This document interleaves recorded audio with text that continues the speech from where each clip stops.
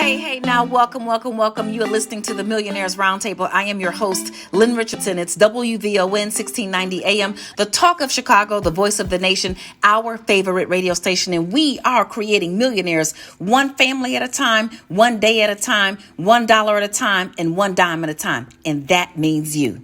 The harvest is here and the time is now. And oh boy, we got a whole lot to talk about.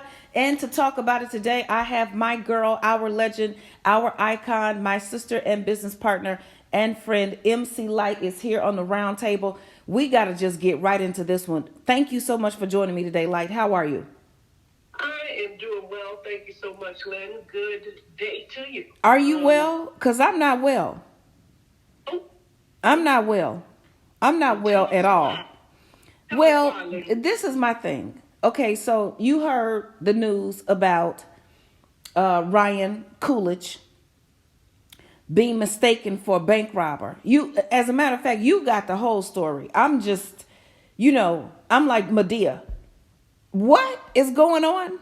What happened? Well, from my understanding, because I have gotten bits and pieces, I work like you, so I'm moving around, but I was hit with the story several times in one day, coming into contact with either radio or TV or social media. And that is, he went, the director of Black Panther, an all-time, favorite amongst the community and the world. In fact, international appeal was amazing for this movie. In any case, he walks into a bank. He has his mask on. I believe he may have had some shades on, which is not unusual in the daytime. Maybe even a hat on. But he wasn't trying to disguise himself. He was actually being himself, which, his everyday wear, also with a mask that is required. Okay? Correct. So because we are in a pandemic, right? Exactly. From what I understand, he had a note that basically said what he was trying to do, and that was to withdraw $12,000 from his bank account. And the only reason why he had a note is because he wanted to be discreet about it. He's out in Atlanta right now.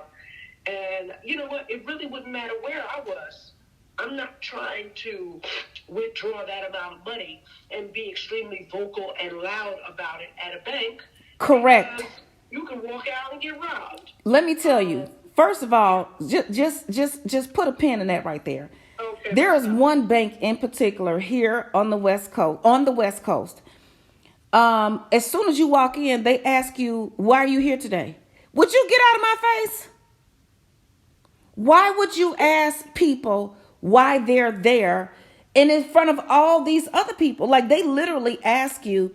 And I remember being in this bank and overhearing so many people say what they were in the bank for. They think they're doing customer service, but they're not. Okay, keep going. Girl, I'm hot today. I'm hot. That's an interesting point. It's like they're trying to get their staff ready for what it is that you may need, but it alerts everyone else to what it is that you're there to do. Exactly. Which is silly as all get out. That's people that ain't accustomed to hood life. Like putting your money in your sock. Right. My mama used to make me put my money deep down in my sock. And her father, my pop, used to make her put her money in a sock, in her pants, and safety pin it to the inside of her trousers. Let me tell you, we had all sorts of ways. Tell them about where Grandma B used to keep that $20. Oh, baby. In the room, on top of the shelf, behind the box, inside a pocketbook, inside the zipper, wrapped up in a piece of paper towel. Yeah. It's like 15 hiding places. The paper towel for it. It was going to keep it dry. She always had some paper towel in her purse. Let me tell you, I don't know. So anyway, so Ryan Coolidge goes into the bank. He's discreet. He's being discreet as he should be. And he also said that on the note. He's trying to be discreet and does not want to count the money there.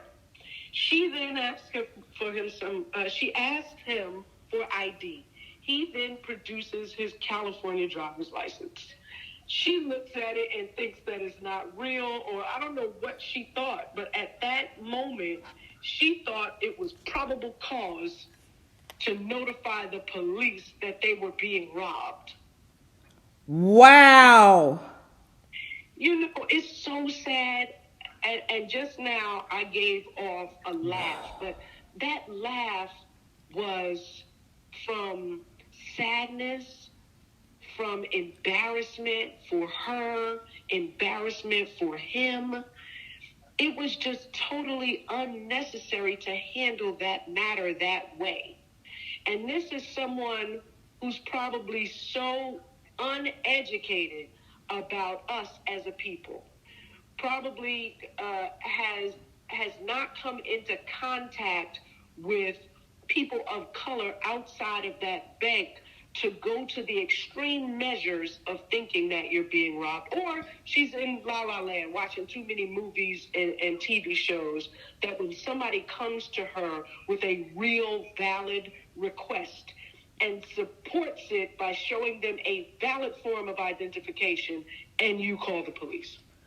And you know what is so, it's bittersweet, because this man is in a position. How much money was he withdrawing? From what I read, $12,000. Okay. So he's withdrawing whatever amount of money. First of all, the fact that he can actually do that. He can actually walk into a bank in America in this day and age as a black man, and he has the assets to actually withdraw. I'm just confused, because it's almost like, and we know that there have been other scenarios. We can't put our money in the bank and we can't get it out. It's like, what are we supposed to do around here? That's crazy. Well, yeah. I mean, on next segment, I'd really like to hear that story about not being able to put your money in the bank. Oh, yes, honey. Oh, yes. Oh, yes. Oh, yes. We have to talk about this, because there are African Americans, people of color, who can't even put their money in the bank when they try to make it grow. The harvest is here and the time is now. Give yourself the gift of wealth with no limits. Lynn Richardson and New Wealth University is giving 50% off on the Platinum Wealth Ambassador Program. The Platinum Wealth Ambassador Program will give you 2 full years of unlimited access to all of Lynn's online classes, books, boot camps, master classes, and webinars. So, give yourself the gift of wealth with no limits with 50% off on the Platinum Wealth Ambassador Program, available on lynnrichardson.com. Let's talk about real estate, real estate, real estate. Hi, I'm financial expert Lynn Richardson. You've seen me on Good Morning America, The Breakfast Club, and WVON. I'm so excited about sharing with you the Home Buyers Club. It's time for you to get the home of your dreams. No credit, no problem. Low credit, no problem. No down payment, no problem. I am excited about you getting a piece of the American dream. Join the Home Buyers Club today. So what is the action of the day, the word of the hour? It is to judge not, lest ye be judged. Let's stop judging people, each other. And, unfortunately, sometimes we're dealing with these kinds of issues, and it's us judging each other. I still don't know what the, background is of the person who made this incorrect judgment of our brother Ryan Coogler. But, it just goes without saying that every last one of us is here, and we're human, and we have a heart, and we have hearts, and we have feelings, and we have emotions. And so try to see something from someone else's perspective before you go running off into making a judgment. And that's anybody. That's a friend, that's a family member, that's a relative, that's a colleague, that's somebody working, that's somebody you're going to encounter.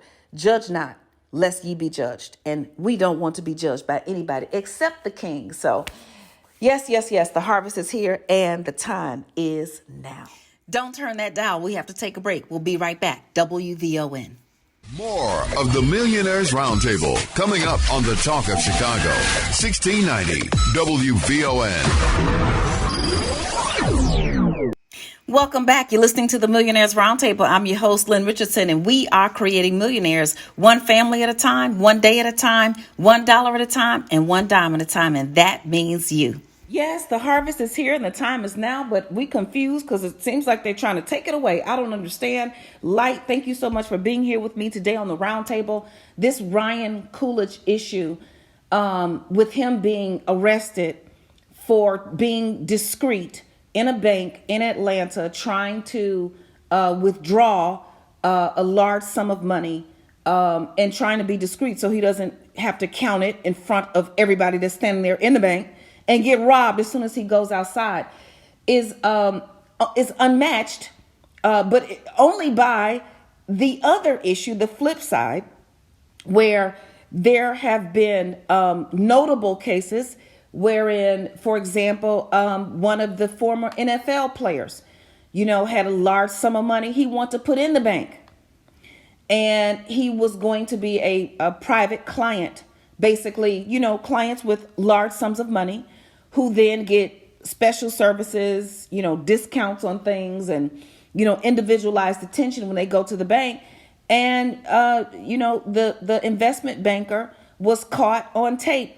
This was a couple of years ago. And I don't want to, disparage any particular institution's name because I understand that, we are moving forward towards diversity and inclusion. And I am proud to be a part of that message.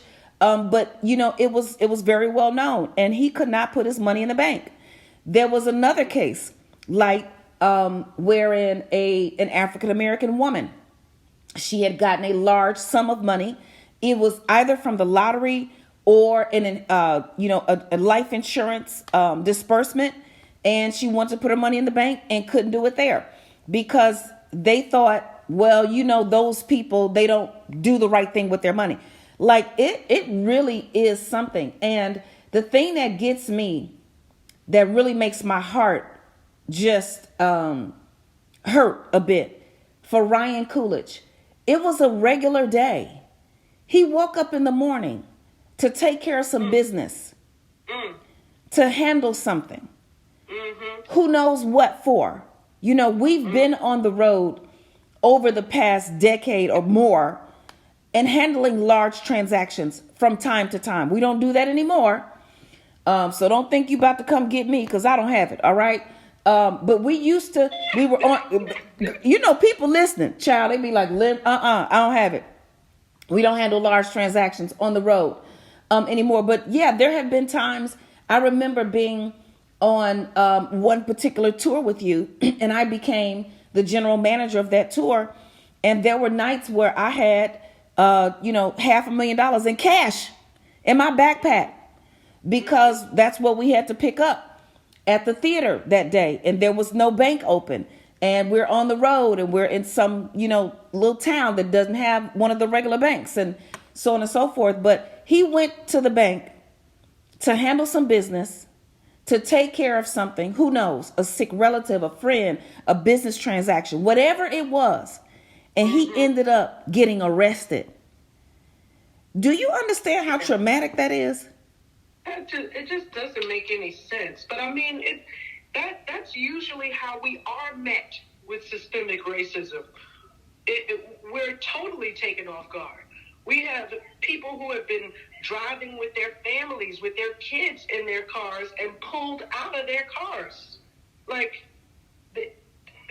Lynn, if we went through all of the names of the people that didn't expect stuff to go down the way they did because of racism, we'd be here until kingdom come. Yep. People minding their own business, trying to get their life handled, and they're met with someone who is just uncomfortable with the notion and the sight of people of color. Yes. It leaves them uneasy. They don't know how to handle it. Wow. Yeah, and sometimes I think it might even be jealousy. You know, when a customer comes up to the window, there's a certain expectation, I guess, that, you know, the teller may have. And the person gives you their ID, account number, whatever, and you look at their account or whatever it is that happens, and you're like, oh, you know, I know that there have been times when, you know, I might have been looking a little grimy, you know, baseball cap, or, you know, I'm just on the move and I'm there and I'm handling something. And there have been times when I took my glasses off and I looked the person in the face so that they could see that the person on the ID is actually me. I know I might not look like this person. And when I first approached you, I may not look like I have that many accounts with that amount of money in it. That might surprise and alarm, you know, some folks, especially if they got to work that day and they're having trouble taking care of their family or paying their bills and, you know, so on. But there's all kind of discrimination. So I just started looking up some of these issues. You know, first of all, what are some examples of discrimination in lending and banking? And the number one area for discrimination, I don't think people realize this, it's providing a different customer service experience to mortgage applicants or banking customers, depending on their race, color, religion, sex, and that includes gender identity, sexual orientation, sexual harassment, familial status, national origin, or disability. And it is, it's running rampant. And for the first time in 2020, there was a bill presented to prohibit discrimination in financial services. This is for the first time ever. Wow. Yes. Mm-hmm. So, there's so many things. There's even discrimination in, like, unfortunately, in the financial services world, if you are dealing with someone who has to make a decision on your loan or someone who has to make a decision on your account, their opinions are sometimes discriminatory. Their beliefs. I'll give you one example, which is why I started the Homebuyers Club. Someone of color may turn in a tax return, and that tax return may show that the person owed some money in taxes. Someone who is of the majority may turn in that same tax return, and that tax return shows that they owe money in taxes. Well, the assumption is that the person of majority has the money somewhere to pay, even if it's not in a bank account that you see on that mortgage application. But I have had it happen that an underwriter will ask someone of color, well, how are you going to pay your taxes? That's not your business. That's not your business. Right. It's not your business. It's not showing up on the credit report. It's not a derogatory item. Let's say that person only needs $20,000 to put down on their house, but they show the person owes $40,000 in taxes. Now they start asking, how are you going to pay your taxes? Do you have a payment plan? All of these things. And it's assumptions that are made throughout this process. So we have a lot of work to do in terms of, equity. We talk about inequity in pay, inequity in opportunities, but now there is inequity just in your ability to walk inside a bank and put some money in or take some money out. The harvest is here and the time is now. Don't turn that dial. We have to take a break. We'll be right back. WVON. More of the Millionaires Roundtable coming up on the Talk of Chicago, 1690 WVON. Welcome back. You're listening to the Millionaires Roundtable. I'm your host, Lynn Richardson, and we are creating millionaires one family at a time, one day at a time, $1 at a time, and one dime at a time. And that means you. The harvest is here and the time is now. Light, thank you so much for being here with me on the roundtable today. My heart just really goes out to, our brother for the experience that he had. And my heart goes out to all of our brothers and sisters and, people who are facing these unexpected surprise cases of this is actually very harmful. It's harmful to the spirit. It's harmful to the mind. It's harmful to the heart. And I pray that something is going to be done about it. Outside of yes, let's get a correction. His last name is Kugler. Kugler. I know I'm Coolidge, right? Okay, Kugler. Yeah, Mm-hmm. Ryan Kugler. This is it's very disheartening. What do you think should happen in a case like this? I mean, the bank issuing an apology or whomever, that's just really kind of not enough. What do you think should happen? Well, that's interestingly enough from Ryan's side, he said that it is. He's saying, okay, they apologize. Like, let's just get on the other side of this. Okay. So he's recognizing it was a mistake on the part of the young person that worked there.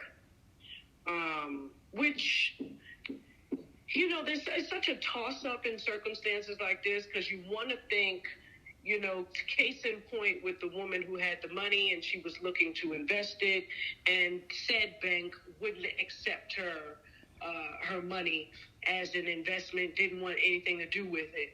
Is that a broker or banker making that decision, or has that come down from the pipeline? Well, you've been in corporate America. When somebody takes a stand, as in not taking somebody's money, is that coming from a higher up? Is that coming from an executive?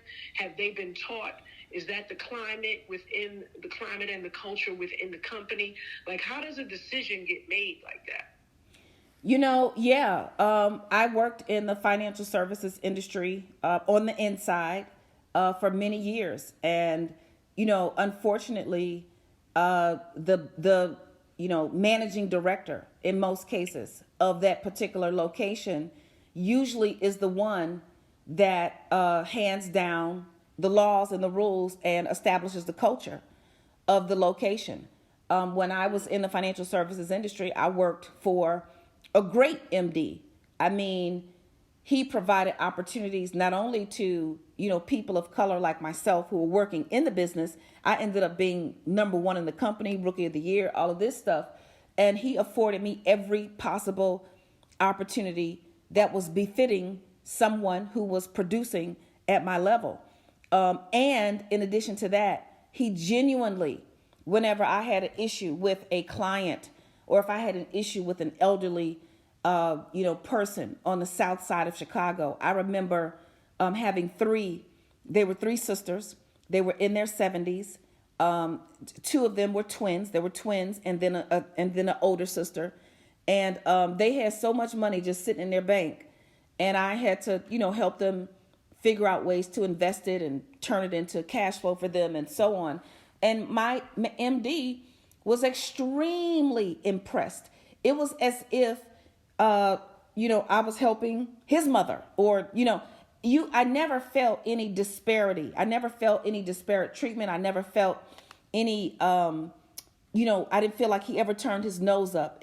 I only felt respect. But I know that that's not the case in some places. In some places, the energy of that location or that region, or, even sometimes a whole institution could be, we don't trust these people, or we don't want their money, or, really what it comes down to, they just don't want to be bothered. They don't want to be bothered. They don't want to call you Mr. or Mrs. whomever you are with X amount of dollars. They don't want to say to you, thank you so much for your business. They don't want to do it.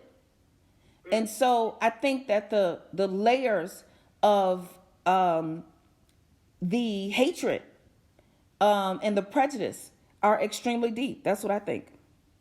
Yeah, I mean, we actually have a friend who, come hell or high water, he is at a black institution, bank. He's at a black bank. He will find a black bank wherever he can. And so he doesn't deal with that. But I'm sure he banks at other places, but he also wants to support black banks because he understands the economic structure and the benefit of, having customers. And so he wants to lend that support to local and black banks nationwide. So I would just say, that's another way we can combat is just make it stronger, but then also hold the big banks accountable. Yeah. And they need to be taught. And that young lady, that banker, I'm certain that she wasn't alone in this. I'm almost clear that she didn't make a unilateral decision. I think that when it presented itself, she may have gone to a manager and said, look, this is what I have, I don't know that she just made that decision on her own, but I could be wrong. But it's a learning opportunity, specifically for that bank. I haven't heard much about that bank in this type of way. It can clearly just be a mistake, which that's the information they have issued, and that's also what Ryan seems to be satisfied with, an apology. So it could be just a mistake that stems from a whole lot of mistakes made because of the ignorance. Well, we do know that it is fear. God has not given us the spirit of fear, but of power, of love, and a sound mind. And unfortunately, fear is running rampant. And, but there is something we can do about it. The harvest is here and the time is now.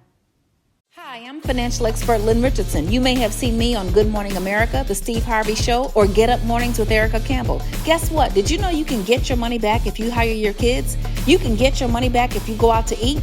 You can get your money back if you go on a vacation. Well, guess what? In my book, Get Your Money Back, Tax Deductions You Never Know About, I'm going to teach you how you can get your money back with your home-based business legally, ethically, and all with the permission of the IRS. Just go to asklynn.org. The harvest is here and the time is now. We are, really, really looking for ways to expand access to regular everyday folks, access to financial services, access to good interest rates, access to products that increase wealth rather than take them away. Light, thank you again for being here. I don't know if you are aware, but there are two things that really just stand out for me. One, mortgage discrimination is a whole article in Wikipedia. Like, it is a section. Like, you can look people up and things. Mortgage discrimination is a whole article in Wikipedia. And it goes through not just the redlining and steering that started happening or continued to happen in the early 30s, but many of the practices that were in place then are still in place today. And specifically, the Civil Rights Act of 1964, I don't know if you're aware of this, Light, I know you are big on history. It provided for protection against discrimination in just about everything except banking institutions. So many banking institutions, unfortunately, were still able to have these discriminatory practices without any retribution, without any, repercussions. Yeah, without any repercussions or consequences.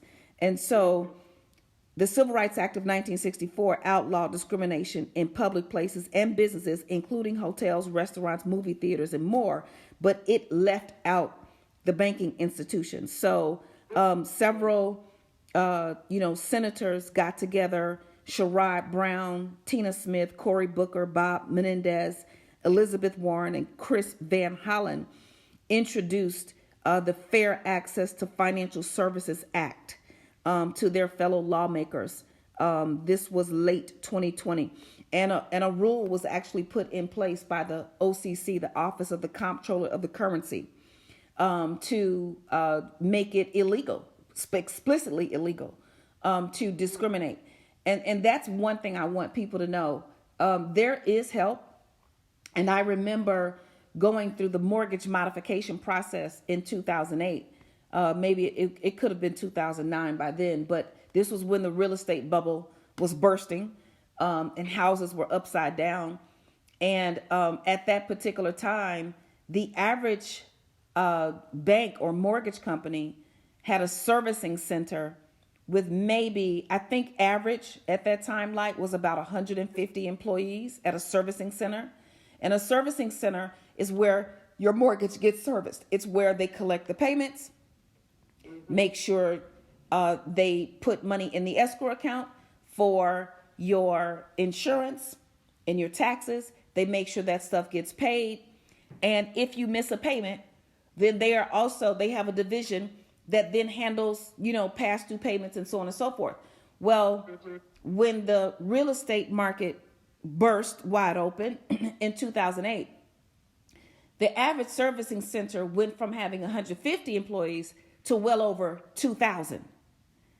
2,000 people who did not know what they were doing, because we had never been met with such basically an epidemic of mortgages and people not paying their mortgages. So, unfortunately, a lot of that was people of color. And a lot of people don't realize, like, during that time, and I know you have something to say about this, people of color were not the first ones to start foreclosing. It was people, a majority, who understood the science and the mathematics. They were not going to stay in those homes if they were upside down. So they quietly went, got another house, moved into that house, and then let the other one, just go into foreclosure. It was people of color who had fallen in love with the walls, who were trying to hold on to these homes and so on. So that was a pretty big deal. Yeah, I mean, this is news. Well, a lot of it, I guess, I had been privy to, but never really took a deep dive look into the Fair Housing Act and how it is that in 1964, banking was either conveniently left out or they just missed the whole mark on it. Yeah. If you can stop that dollar from growing, then you can stop a whole community from thriving. The harvest is here and the time is now. Don't turn that dial. We have to take a break. We'll be right back. WVON. More of the Millionaires Roundtable coming up on the Talk of Chicago. 1690 WVON. Welcome back. You're listening to the Millionaires Roundtable. I'm your host, Lynn Richardson, and we are creating millionaires one family at a time, one day at a time, $1 at a time, and one dime at a time. And that means you. Yes, welcome forward. This is just such a beautiful, beautiful time, I think, to reflect. It's a beautiful time to be grateful, light. It's a beautiful time to review, what it is that we have. I am very thankful that there have been some advances in this area, but clearly there's still more work to do. Definitely more work to do in all areas. It's so funny. I was talking to somebody the other day, and the Marvin Gaye song came up, and it was like, my goodness, what he talked about is still true for today. In all sectors of life, there are people who definitely want to be treated fairly, but there are others who do not know how to treat people fairly or do not care to treat people fairly. And so always it's a learning curve, as well as, there's certain ages that you get to where you become aware of certain things. And then once you get upset about it, like, oh my God, it's like the first time you found out about slavery. It's like, what? People did that to other people? And then you get, you grow older, you get out of that, you understand that, people are not all the same, and that there will be, there will be people who are extremely different from the status quo, but it's about, what can we make the status quo? How can we change it? How can we move the needle on that? And that's through education. When you're separated from a people for so long, it's like, how is it that you can ever have compassion? How is it that you can be, that you can envelop a new way of thinking, a new mentality around people of color? And so I'm extremely hopeful and grateful for where it is that we are, what it is that our forefathers have done prior to us, what it is that list of people that you just named, Cory Booker and Elizabeth Warren, and those folks who came together to see fit to buck up against the system and make them accountable and for doing what's right for mankind. Yeah, interestingly enough, one of the things that kind of stands out for me, as I said, Ryan woke up yesterday or whatever day it was, whenever this happened, and thought that he was going to have a regular day, and it was not. And there are people who wake up every day with their biases. I think outside of the three men who were responsible for killing Ahmaud Arbery, they were also convicted of hate crimes. Like, there are people, their text messages, their communication, their regular communication with each other was communication of hatred, communication of division, communication of utter disgust and murder. And this was normal for them. This was normal conversation. And so unfortunately, there are people who show up and work in these banks and work in these financial institutions with those same beliefs. And we still have some work to do. Financial expert Lynn Richardson. You may have seen me on Good Morning America giving financial advice. When you get my freedom package, you get the 21 days to financial freedom and how to start a home-based business. See you in class. The harvest is still here. The time is still now. This is still the season to win. This is the season to overcome, and this is the season to keep moving. And I guess I would have to say, yes, I'm happy that he is satisfied with an apology. But just because he's satisfied with an apology, still, it does not mean that more can't be done. Let me just put it like that. Yes, I'm in full agreement with that. And, unfortunately, when you say, I accept your apology, 9 times out of 10, things just go back to normal. Yes. Not unless there is a plan in place for how it is that you deal with these types of circumstances. Yes, absolutely. Yeah, and that's just training. It's more education. And it's really, this is the thing. As an institution, if I had someone act in that way, I would pull them off the floor immediately. Like, they could not service any more of my customers until they were trained properly. And then I'd have them go through a training, which might have a psychoanalysis might have to be done as well. Because if your reason for doing this stems way beyond ignorance of not knowing what to do in that moment versus what you just said, coming from a place of hate. Like, I would have to know that about my staff, because I would not want them representing my company and dealing with customers in that way. So yeah, I would have to pull her off the floor. She wouldn't be able to help another customer until I really knew who she was. And that takes time. That takes time and money and resources to really dig in to the psyche of your employees. There are certainly ways to determine and discover what people are thinking beyond what they say, and what people are feeling beyond what they say. They've got personality tests and, how do you feel if you're standing in a bank and a black man walks in with a mask on? How does that make you feel? Are you afraid? Because there are people who are fearful. They're just fearful, period. And that fear is what has to be addressed. And that fear is what, we have to start to teach. Why do you feel fearful? What is it? Like you said, what have you been told? What have you been thinking? Have you been watching too many movies? What was the conversation in the household that you grew up in? What is the conversation in the household that you're living in today?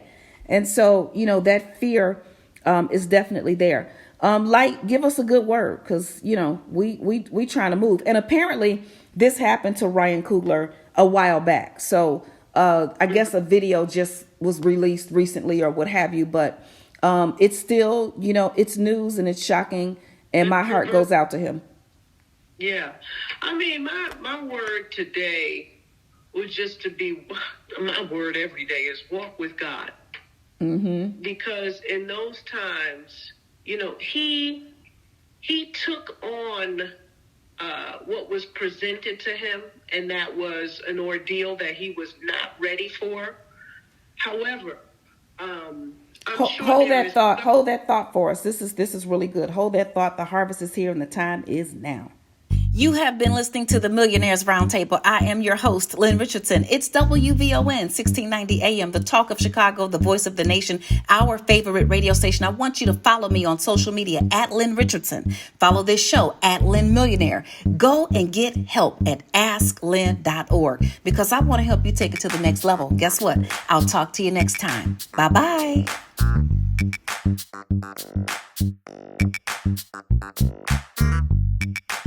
Thank you.